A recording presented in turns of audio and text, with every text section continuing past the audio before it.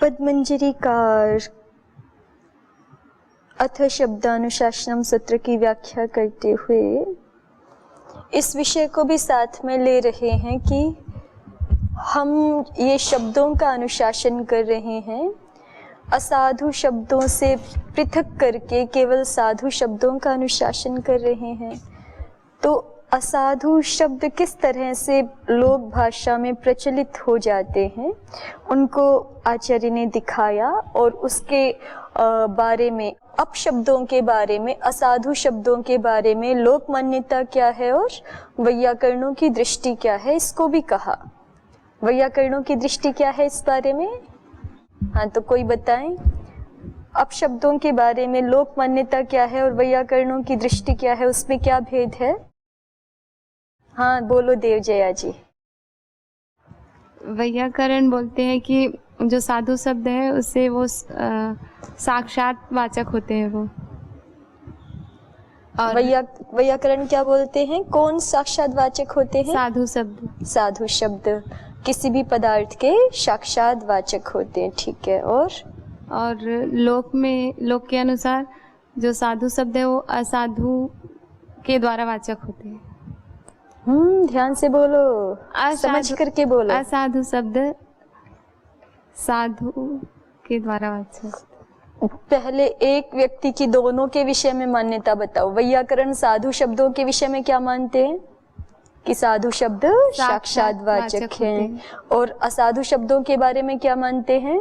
कि असाधु शब्द साक्षात वाचक नहीं होते, लेकिन फिर भी अर्थबोध का कारण तो बन जाते हैं। किसके माध्यम से? साधु शब्द की स्मृति के माध्यम से। साधु शब्दों का स्मरण कराते हैं, उनकी स्मृति कराते हैं, और तत्पूर्वक वो अर्थधी के हेतु बन जाते हैं, अर्थबोध के हेतु बन जाते हैं। इसका मतलब वैयाकरणों की साधु शब्दों के विषय में तो मान्यता ये हुई कि साधु शब्द साक्षात वाचक होते हैं, और असाधु शब्दों के विषय में मान्यता हुई कि असाधु शब्द साक्षात वाचक नहीं होते, अपितु असाधु शब्द साधु शब्द स्मरण पूर्वक अर्थधी के हेतु बन जाते हैं। वैयाकरणों की मान्यता स्पष्ट है।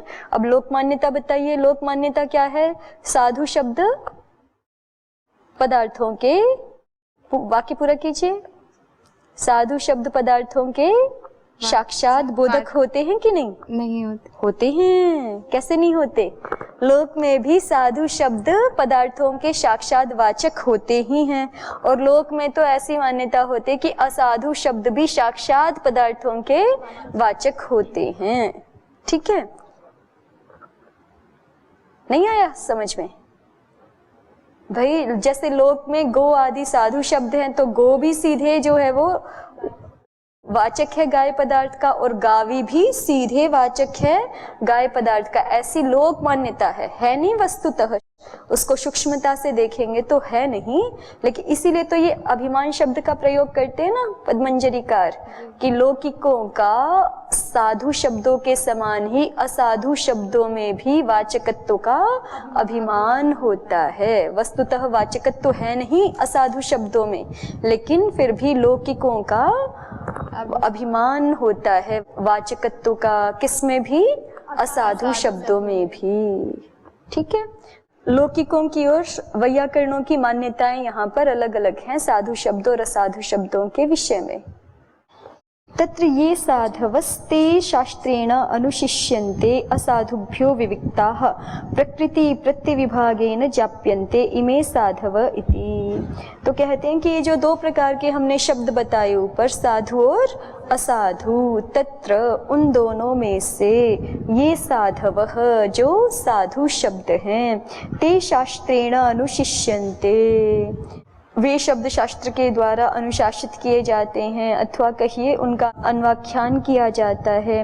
असाधुभ्यो विविक्ताः, असाधु शब्दों से अलग किए गए वे शब्द प्रकृति प्रत्यविभागेन जाप्यन्ते। अनुशिष्यन्ते का अर्थ वो तो अपने अनुसार ही कर रहे हैं, ठीक है। अनुशिष्यन्ते का अर्थ फिर से क्या दिखा दिया है? जाप्यन्ते, विविच्य जाप्यन्ते, विविक्ताः जाप्यन्ते, अलग करके असाधु शब्दों से अलग करके साधु शब्दों को यहाँ जापित किया जा रहा है। किस प्रकार से जापित किया जा रहा है? तो कहा प्रकृति प्रत्यय विभाग पूर्वकम, प्रकृति प्रत्यय विभाग के माध्यम से जापित किए जा रहे हैं। इमे साधवः इति, कि ये शब्द साधु हैं। कथम पुनरिदम आचार्येण पाणिनिना अवगतम एते साधवः इति। अब कोई प्रश्न उठा रहा है जिज्ञासु कि आचार्य पाणिनि को कैसे पता चल गया कि ये साधु हैं और ये असाधु हैं। उन्होंने भी जैसे वो जहाँ भी उत्पन्न हुए होंगे, फिर बालिक अवस्था बीती होगी, तो उन्होंने भी दोनों प्रकार के शब्द सुने होंगे, साधु भी और असाधु भी। तो उनको कैसे ज्ञान हुआ कि यही साधु हैं और अन्य साधु नहीं हैं, ये पूछा। तो कहा, उसका उत्तर दे रहे हैं आगे कि आपिशलेन पूर्व व्याकरणेन, कि उन्होंने अपने से पहले जो आचार्य आपिशली का व्याकरण मौजूद था, आपिशल व्याकरणम, उसको पढ़ा और उससे उन्होंने जाना। ठीक है, आपिशलेन पूर्व व्याकरणेन। पाणिनि जी के व्याकरण से पहले कौन सा व्याकरण था? उन्होंने बाल्यकाल में क्या पढ़ा? आचार्य आपिशली का व्याकरण पढ़ा, तो उससे जान लिया। तो अब प्रश्न आया, आपिशलिना तर्हि केनावगतम। ठीक है, आपिशली जी ने कहाँ से जाना कि ये शब्द साधु हैं और दूसरे नहीं हैं? तो कहा ततः पूर्वेण व्याकरणेन, कि अपने से पहले, उनसे पहले जो पूर्व व्याकरण था उससे जाना। तो कहते हैं यद्देवम, अगर ऐसा ऐसा पीछे चलते जाएंगे तो अंध परंपरा प्रसंगः, एक ऐसी परंपरा प्राप्त हो जाएगी जिसका हमें कोई अंत मिलने वाला नहीं है। अंध परंपरा, जिसका जहाँ पे कहीं हम पहुँच के रुक ना सकें, ऐसी एक परंपरा शुरू हो जाएगी। तद यथा, ये तो वैसा ही हो जाएगा जैसा शुक्लम क्षीरम इति अंधेनोक्ते। कह रहे हैं कि किसी व्यक्ति ने किसी को कहा, क्या कहा? शुक्लम क्षीरम, दूध सफेद होता है, दूध सफेद है। किसने कहा? अंधेनोक्ते, अंध व्यक्ति ने बताया। केन इदम अवगतमिति पृष्ठो। ठीक है, तो जिसको बता रहा है, एक अंधे व्यक्ति ने दूसरे अंधे व्यक्ति को बताया कि दूध सफेद होता है, और जिसको बताया उसने उससे पूछा कि आपको कैसे पता चला कि दूध सफेद होता है, आपने स्वयं तो देखा नहीं। तो कहा केन इदम अवगतमिति पृष्ठो यद अंधांतरम मूलम निर्दिशति। वो कहता है कि मुझे उस अंधे व्यक्ति ने बताया था कि दूध सफेद होता है। ठीक है, तो सोप्यंधांतरम, फिर उससे पूछा जाए। 3 व्यक्ति हो गए ना अब। ठीक है, मतलब एक पूछने वाला है, दूसरा बताने वाला है। तो दूसरे ने पहले को बताया था, और दूसरा व्यक्ति स्वयं भी अंध है, पहला भी अंध है। दूसरे व्यक्ति ने बताया था, वो अंध था। जब पहले व्यक्ति ने उससे फिर से प्रश्न किया दूसरे व्यक्ति से कि आपको किसने बताया, तो उसने किसी तीसरे अंध व्यक्ति का ही नाम ले दिया। ठीक है, अब तीसरे से जब पूछा गया कि आपको किसने बताया, तो उसने भी पीछे चतुर्थ नाम और किसी अंध व्यक्ति का ही ले दिया। तो ऐसा करने से तो क्या हो जाएगा, वो पढ़िए फिर से। तद यथा शुक्लम क्षीरमिति अंधेनोक्ते केन इदम अवगतम, कैसे ये जाना?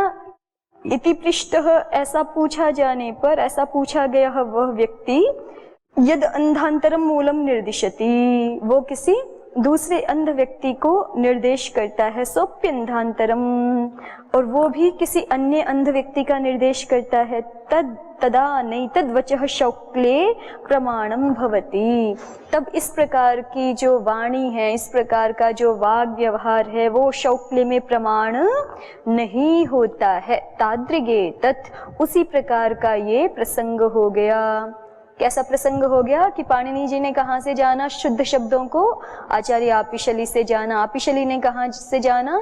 तो उससे पूर्व से जाना। उन्होंने कहाँ से जाना? तो उससे पूर्व से जाना। तो सबसे पहले किसी ने जाना होगा, तब तो ठीक है। हाँ, और वो सबसे पहले कौन है हमें मिल नहीं पा रहा कि उसको साधु शब्दों और असाधु शब्दों का कैसे ज्ञान हुआ। ठीक है, तो इसका मतलब तो ये हो सकता है कि सारी परंपरा ही भ्रांत हो साधु असाधु शब्दों के विषय में, क्योंकि मूल व्यक्ति यदि आंखों वाला है और उसने दूध को ठीक से देखा है कि हाँ दूध जो है सफेद है, तब तो बात प्रामाणिक हो जाएगी आगे वालों के लिए, आगे वाले भले ही अंध हों। ठीक है, लेकिन यही तो हमें नहीं पता कि सबसे पहले किस व्यक्ति ने देखा, उसको साधु असाधु शब्दों का ज्ञान था कि नहीं। ठीक है, उसने कुछ भी बोल दिया और फिर वो आगे आगे वालों के लिए अगर प्रमाण हो गया तो ये तो मिथ्या प्रमाण हो गया ना, फिर ये सही प्रमाण नहीं रहा। ऐसी शंका की जा रही है जिज्ञासु के द्वारा। तो कहा नैष दोषः, जब ऐसी शंका की जिज्ञासु ने तो कहा, उत्तर दे रहे हैं आचार्य, नैष दोषः, नहीं ये दोष नहीं आएगा। सर्वे एव ही ते स्वे स्वे काले गाव्यादिभ्यो विविक्तान गवादि शब्दान प्रत्यक्षत एव उपलभन्ते। कहते हैं कि नहीं, ऐसा नहीं है कि जो है उन्होंने केवल पूर्व आचार्यों से जाना। सर्वे एव ही ते, जितने भी हमारे शिष्ट आचार्य गण हैं, शब्द प्रमाण के विषय में जो प्रमाणीभूत हैं, ठीक है, पदों के विषय में जो प्रमाणभूत आचार्य हैं, उन सब ने ही स्वे स्वे काले, अपने अपने समय में गाव्यादिभ्यो विविक्तान, उन्होंने गावी आदि अशुद्ध शब्दों से भिन्न गवादि शब्दान प्रत्यक्षत एव उपलभन्ते, गो आदि साधु शब्दों को प्रत्यक्ष पूर्वक ही उन्होंने उपलब्ध किया था, प्रत्यक्ष पूर्वक ही जाना था। कैसे जाना, तो आगे देखिए, कहते चत्वारो वेदाः ऋग यजु साम अथर्व लक्षणाः, कि एक तो हमारे पास शब्द के साधुत्व को जानने के लिए चारों वेद हैं। ठीक है, चारों वेद हैं और वो सब ऋषियों के सामने थे प्रत्यक्ष। ऋग यजु साम और अथर्व लक्षण वाले ये चार वेद हैं। तत्र ऋग्वेद 21 भिन्नः, उनमें से ऋग्वेद जो है वो 21 शाखाओं वाला था। अभी तो नहीं मिलते, सारे विलुप्त हो गए हैं, तो लेकिन उस समय प्राप्त थे। तो कहा तत्र ऋग्वेदः 21 भिन्नः, ऋग्वेद उनमें से 21 प्रकार से भिन्न शाखा वाला प्राप्त होता है। 100 यजुः शाखा, और यजुर्वेद की 101 शाखाएं हैं। सहस्त्रवर्मा सामवेदः, सामवेद तो 1000 शाखाओं वाला है, 1000 मार्गों वाला है, माने 1000 शाखाओं वाला है, 1000 भेदों वाला है। और नवधा अथर्वणो वेदः, और अथर्व वेद जो है वो 9 प्रकार का है। षडंगानि, 6 अंग हैं, कौन कौन से? शिक्षा, व्याकरण, निरुक्त, ज्योतिष, छंद और कल्प, ये षड अंग हैं। मीमांसा न्याय विस्तरः, फिर कहते हैं कि मीमांसा और न्याय का पूरा विस्तार है। ठीक है, इसको षड दर्शनों का उपलक्षण मान लीजिए। 6 दर्शन हैं हमारे पास, और 18 पुराणानि, 18 पुराण हैं। अनंतान्युप पुराणानि, और उप पुराण तो अनंत हैं। 18 स्मृतयः, ये मनुस्मृतियाँ, याज्ञवल्क्य स्मृतियाँ आदि बहुत सारी स्मृतियाँ हैं, 18 स्मृतियाँ हैं। अनंता उपस्मृतयः, और उपस्मृतियाँ तो अनंत हैं। भारत रामायण आदि इतिहास, महाभारत रामायण आदि इतिहास ग्रंथ हैं हमारे पास। फिर उपवेद हैं, ये उपवेदों के नाम आ रहे हैं आगे। आयुर्वेदः, धनुर्वेदः, गंधर्वः, अर्थशास्त्रम, फिर अर्थशास्त्र है। काव्यानि, नाटकानि, काव्य हैं, संस्कृत भाषा में बहुत सारे नाटक हैं। एतावान प्रयोगस्य विषयः, इतना सारा प्रयोग विषय सब आचार्यों के सामने उपलब्ध था, जहाँ से वो शिष्ट शब्दों का ज्ञान कर सकते थे, और उन्होंने किया था। ठीक है, इतना सारा शब्द के शिष्टता को जानने के लिए विषय उपलब्ध है हमारे पास। तो तद यस्य अत्र सर्वत्र निष्ठा, स तावत् सर्वान् एव व्याकरणानुगतान् शब्दान् प्रत्यक्षयति। तद यस्य अत्र सर्वत्र निष्ठा, तो कहते हैं कि देखो, यस्य अत्र सर्वत्र निष्ठा, जिस व्यक्ति की, जिस अध्येता की इस पूरे प्रयोग विषय में जो हमने ऊपर गिनाया है, वेद से लेकर के काव्य नाटकों तक, उस सारे प्रयोग विषय में जिसकी निष्ठा है, जिसकी पकड़ है, जिसकी पैठ है, ऐसे बोलते हैं ना हिंदी में, माने जो उसका जानकार है। स तावत् सर्वान् एव व्याकरणानुगतान् शब्दान् प्रत्यक्षयति, वह तो अवश्य ही व्याकरण में आए हुए सारे ही शब्दों का प्रत्यक्ष कर लेता है, क्योंकि उतने सारे प्रयोग विषय को वो देखता है, पढ़ता है। तो व्याकरण में जो शब्द यहाँ बनाए जाते हैं वो सारे उसके प्रयोग के विषय भी बन जाते हैं। वो प्रयोग के विषय में, वाक्यों में उनका प्रत्यक्ष कर लेता है कि देखो, जैसे पाणिनि आचार्य ने आपिशली व्याकरण भी जाना होगा और ये सारा प्रयोग विषय भी जाना होगा, तो शब्दों के साधुत्व का उनको सम्यक रूप से बोध हो गया कि ये शब्द साधु हैं, ये नहीं है।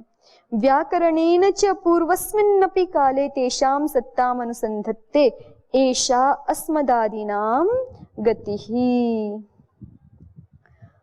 कह रहे हैं व्याकरणेन च पूर्वस्मिन्नपि काले तेषां सत्ताम् अनुधत्ते, व्याकरण के माध्यम से पूर्व काल में भी उनकी सत्ता का अनुसंधान ये अध्येता कर लेता है।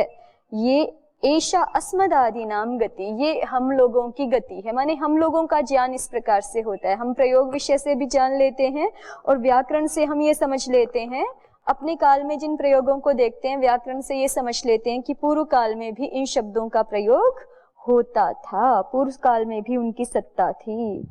पाणिनिरपि स्वकाले शब्दान प्रत्यक्षयन्, अब पाणिनि जी के भी विषय में यही है कि पाणिनि जी ने अपने काल में शब्दों का प्रत्यक्ष किया और आपिशलादिना पूर्वस्मिन्नपि काले सत्ताम अनुसंधत्ते, और आपिशली आदि के माध्यम से एक तो उन्होंने अपने काल में जो शास्त्र उपलब्ध थे उनको देखा होगा, पढ़ा होगा, उस समय लोक व्यवहार भाषा भी संस्कृत ही थी, तो बहुत कुछ जो है वो मातृभाषा के माध्यम से भी ज्ञान होता है, वो भी उनको ज्ञान होगा। ये तो उनका प्रत्यक्ष प्रयोग विषय हो गया, जो उन्होंने शास्त्रों को पढ़ा और जो उन्होंने लोक व्यवहार की भाषा देखी, वो तो उनका प्रयोग विषय साक्षात हो गया। और फिर जब उन्होंने आपिशली आचार्य का व्याकरण देखा तो उन्होंने ये समझ लिया कि आचार्य आपिशली आदि के काल में भी इन शब्दों का अस्तित्व था, सत्ता थी। ठीक है, देखिए यही लिखा है ना, पाणिनिरपि स्वकाले शब्दान प्रत्यक्षयन्, महर्षि पाणिनि जी भी अपने काल में शब्दों का प्रत्यक्ष करते हुए आपिशलादिना, आपिशलादि व्याकरण के द्वारा पूर्वस्मिन्नपि काले सत्ताम अनुसंधत्ते, पूर्व काल में भी इन शब्दों का अस्तित्व रहा है, इस प्रकार से उनकी सत्ता का अनुसंधान कर लेते हैं, उनको जान लेते हैं। एवं आपिशली ही, और इसी प्रकार से आचार्य आपिशली के विषय में समझना चाहिए कि उन्होंने भी अपने काल में शब्दों का प्रत्यक्ष किया होगा और जो उनसे पूर्व व्याकरण उस समय थे उनको उपलब्ध, उससे उन्होंने जाना होगा कि इन शब्दों का पहले से भी प्रयोग होता रहा है। अनादिरयम संसारः, ये संसार अनादि है। कथम पुनर्अस्मदादीनां सर्वलक्ष्य दर्शित्वम्, अब एक बात इन्होंने प्रश्न फिर से उठाया है, नए नए प्रश्न लेते जा रहे हैं साथ में। कथम पुनर्अस्मदादीनां सर्वलक्ष्य दर्शित्वम्, कोई कहे कि हमारा सर्वलक्ष्य दर्शित्व कैसे हो सकता है। सर्वलक्ष्य दर्शित्व माने सारे, लक्ष्य माने शब्द। यहाँ पे तो लक्षण सूत्र हैं और उनके लक्ष्य क्या है, शब्द हैं। तो कह रहे हैं कि कथम पुनर्अस्मदादीनां सर्वलक्ष्य दर्शित्वम्, हम लोगों का सर्वलक्ष्य दर्शित्व कैसे हो सकता है, अर्थात हम सब शब्दों को जानते हो ऐसी स्थिति कैसे हो सकती है, या हमने सब शब्दों का प्रत्यक्ष किया हो ऐसी स्थिति कैसे बन सकती है। तो कहा कि ठीक है, हमारी ना बने भले ही माँ भूद अस्मदादीनां, हम लोगों का सर्व, क्योंकि हमने इतना सारा प्रयोग विषय देखा नहीं ना, और ना ही हमारी लोक व्यवहार की भाषा संस्कृत है, तो हमारा सर्वलक्ष्य दर्शित्व कैसे हो जाएगा। तो कहा है ठीक है, हमारा ना हो भले ही, लेकिन अस्मद विशिष्टानाम महर्षिणाम संभवती, जो महर्षि लोग हैं वो हमसे विशिष्ट हैं, हमसे भिन्न प्रज्ञा वाले हैं, विशिष्ट प्रज्ञा वाले हैं, उनका सर्वलक्ष्य दर्शित्व हो सकता है। उन्होंने उतने बड़े शास्त्र विषय को देखा हो, प्रयोग विषय को देखा हो, और उस समय उनकी भाषा भी संस्कृत ही थी, तो उनके लिए सर्वलक्ष्य दर्शित्व हो सकता है। ठीक है, यस्य वा ईश्वरानुग्रहः स सर्वं प्रत्यक्षयति, या फिर एक दूसरी भी बात है कि जिस पर ईश्वर का अनुग्रह होता है वो सारे विषय का प्रत्यक्ष कर लेता है, उसको सब विषय प्रत्यक्ष हो जाते हैं। अत्रैव हि लौकिकाः स्मरन्ति, इसी विषय में लौकिक स्मरण करते हैं, अर्थात लोक स्मरण करता है। क्या स्मरण करता है, येन अक्षर समाम्नायम अधिगम्य महेश्वरात् कृष्णं व्याकरणं प्रोक्तम तस्मै पाणिनये नमः। माने लोक में ये प्रसिद्धि है महर्षि पाणिनि जी के लिए कि उनको भगवान शिव जी के अनुग्रह से ये शास्त्र प्राप्त हुआ है। ठीक है, येन अक्षर समाम्नायम अधिगम्य महेश्वरा, जिन्होंने महेश्वर से, भगवान शिव से अक्षर समाम्नाय को जान करके, ठीक है, अक्षर समाम्नाय को प्राप्त करके, कृष्णम व्याकरणम प्रोक्तम, सारे संपूर्ण व्याकरण को रच दिया या संपूर्ण व्याकरण का प्रवचन किया, तस्मै पाणिनये नमः, उन महर्षि पाणिनि जी के लिए नमस्कार है। ठीक है, तो महर्षि पाणिनि जी ने तो वैसे भी भगवान शिव के अनुग्रह से प्राप्त किया है, तो उनका तो सर्वलक्षित दर्शित्व संभव ही है। आगे देखिए, अक्षर समाम्नायम च व्याचक्षते देवसूत्राणीति। अक्षर समाम्नाय को देवसूत्र भी कहा जाता है। ठीक है, लौकिकाः अक्षर समाम्नायम देवसूत्राणि इति व्याचक्षते। लोक जो है, संसार जो है, अक्षर समाम्नाय को, अक्षर समाम्नाय माने क्या, आयुर्णादि आपके जो 14 सूत्र हैं उनको क्या कहता है, देवसूत्र। इति माहेश्वराणि सूत्राणि, ये तो आप जानते ही हैं, है ना, महेश्वराद आगतानि सूत्राणि माहेश्वराणि सूत्राणि, देव सूत्राणि भी इनको कहते हैं। ठीक है, महेश्वर देव हैं, देवाधिदेव हैं, उनसे ये प्राप्त हुए हैं, इसलिए उनको देवसूत्र भी कहा जाता है। अथवा कस्यचित् केचिद् अपरस्य अपरे तथा अन्यस्य अन्ये तथा शब्दाः सन्ति दर्शन गोचराः। या फिर एक और विषय भी बता रहे हैं कि ऐसा मान लें कि एक व्यक्ति का सर्वलक्ष्य दर्शित्व नहीं भी हुआ तो भी, अथवा या फिर ऐसा समझ सकते हैं, कस्यचित् केचिद्, किसी को किन्हीं शब्दों का प्रत्यक्ष हो गया, अपरस्य अपरे तथा, और किसी दूसरे व्यक्ति को अपरे शब्दाः दर्शन गोचराः। ठीक है, किसी दूसरे व्यक्ति को अन्य किन्हीं शब्दों का साधुत्व का बोध हो गया, अन्यस्य अन्ये, और किसी तीसरे व्यक्ति को किन्हीं और शब्द समूहों का सम्यक ज्ञान हो गया, तथा शब्दाः सन्ति दर्शन गोचराः। इस तरह से हम शब्दों का प्रत्यक्ष विषय मान सकते हैं। ठीक है, शब्द प्रत्यक्ष हुए, अलग अलग, जैसे वेद में समझते हैं ना हम, अलग अलग ऋषियों को अलग अलग वेद मंत्रों का साक्षात हुआ। ठीक है, अलग अलग ज्ञान उनके हृदय में प्रकट हुआ। तो ऐसे ही यहाँ कह रहे हैं कि एक ही व्यक्ति को सारे शब्दों का प्रत्यक्ष ना भी हुआ हो, तो अलग अलग व्यक्तियों को अलग अलग साधु शब्दों का प्रत्यक्ष हो गया, ऐसा भी स्वीकार कर सकते हैं। ये एक मत दिया इन्होंने। ठीक है, श्लोक सामान्य ही है, सीधे सीधे सरल सरल। अथवा कस्यचित् केचित् शब्दाः सन्ति दर्शन गोचराः, शब्दाः सन्ति दर्शन गोचराः, ये हर जगह जुड़ जाएगा। ठीक है, अथवा कस्यचित् केचित् शब्दाः सन्ति दर्शन गोचराः तथा अपरस्य अपरे शब्दाः सन्ति दर्शन गोचराः तथा अन्यस्य अन्ये शब्दाः सन्ति दर्शन गोचराः। ये भी एक मान्यता है, ऐसा भी हम स्वीकार कर सकते हैं। तथा च, और उसी प्रसंग में ये बात कही गई है क्या, यद विस्मृतम अदृष्टम वा सूत्रकारेण तत्स्फुटम वाक्यकारो ब्रवीत्येवं तेन अदृष्टम च भाष्यकृत।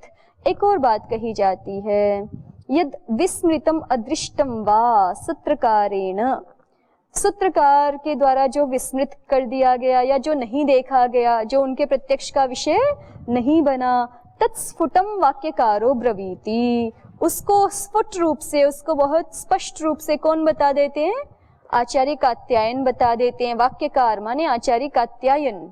ठीक है, वार्तिक वाक्य है ना उनके, तो आचार्य वार्तिककार उनको बता देते हैं। एवं तेन अदृष्टम च भाष्यकृत, और इसी तरह से उनसे उनके प्रत्यक्ष का विषय जो शब्द नहीं बने और भाष्यकार ने जिनको जाना, तो भाष्यकार उन शब्दों को बता देते हैं। ठीक है, यद विस्मृतम अदृष्टम वा सूत्रकारेण तत् वाक्यकारो स्फुटम ब्रवीति, एवमेव तेन अदृष्टम, तेन केन, वाक्यकारेण, तेन वाक्यकारेण अदृष्टम च भाष्यकृत स्फुटम ब्रवीति। ठीक है, आगे देखिए, अतएव च पाणिनीयम एतत् त्रिमुनि व्याकरणम वदन्ति सन्तः, इसीलिए संतः सत्पुरुष पाणिनीय व्याकरण को कैसा व्याकरण बताते हैं, त्रिमुनि व्याकरणम। उसमें कौन कौन तीन मुनि हैं, सूत्रकार पाणिनि जी सबसे पहले, फिर उसके बाद वार्तिककार आचार्य कात्यायन जी, और फिर भाष्यकार महर्षि पतंजलि जी।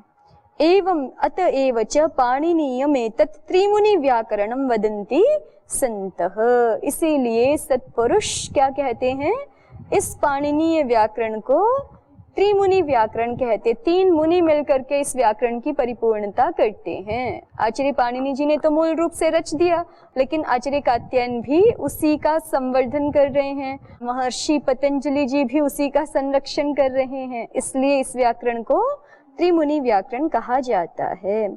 श्रवणेन्द्रिय गोचराश्च शब्दा इति नास्त्यन्ध परंपरा प्रसंगः। कह रहे हैं श्रवण इंद्रिय गोचराश्च शब्दा। शब्द कैसे होते हैं? श्रवण इंद्रिय गोचर होते हैं, माने श्रवण इंद्रिय के विषय होते हैं, श्रवण इंद्रिय के द्वारा प्रत्यक्षकरण के योग्य होते हैं। इसलिए नास्ति अंध परंपरा प्रसंग। आप जो कह रहे थे ना कि इनको किसी ने देखा नहीं होगा तो अंध परंपरा प्रसंग आ जाएगा, भाई वहां तो सब अंधे अंधे अंधे थे, ठीक है, लेकिन यहाँ तो कान से शब्द सुनाई पड़ रहे हैं ना सबको। जितने भी आचार्य पूर्व व्याकरण बना रहे हैं वो सारे शब्दों का प्रत्यक्ष कर रहे हैं श्रवण इंद्रिय के माध्यम से। इसलिए नास्ति अंध परंपरा प्रसंग, यहाँ पे कोई अंध परंपरा प्रसंग तो जो आप दोष दिखा रहे थे वो नहीं आएगा। यस्मात् स्वे स्वे काले सर्वे शब्दाः प्रत्यक्षतो गृह्यन्ते। चूंकि अपने अपने समय में सारे शब्द आचार्यों के द्वारा प्रत्यक्षतः गृहीत किए जाते हैं और पूर्व व्याकरण वशेन तु तस्मिन् काले सत्तानुसंधीयत इति एतावत्। और इतनी ही बात है कि पूर्व व्याकरण से तो उनको इतनी सहायता मिली है कि उस पूर्व व्याकरण के समय में भी, काल में भी वो शब्द लोक प्रचलित थे, ऐसा वो जान लेते हैं। अन्यथा तो उन्होंने अपने समय में शब्दों का प्रत्यक्ष ही किया है। ठीक है, अस्तु एतावदेव। ओम शांति शांति शांति। ओम श्री परमात्मने नमः। ओम श्री गुरुभ्यो नमः। ओम सर्वेभ्यो नमः। ओम।